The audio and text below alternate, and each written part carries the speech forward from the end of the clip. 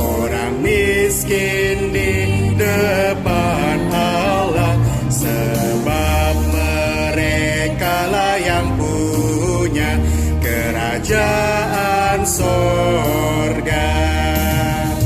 Berbahagialah orang yang bersedih, karena merekalah akan dihiburkan.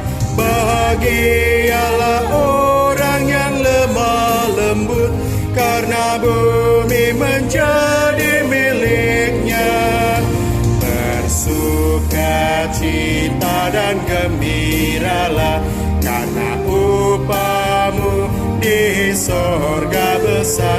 Bersukacita dan gembiralah, karena upamu besar.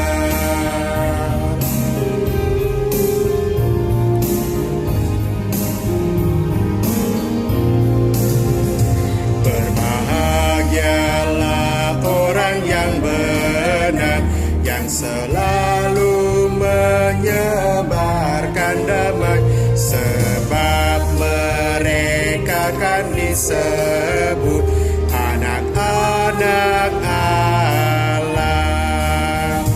Berbahagialah yang dianiaya, sebab keadilan serta kebenaran.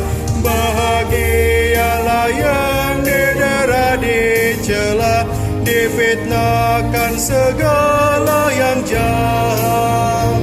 Bersukacita dan gembiralah, karena upamu di sorga besar. Bersukacita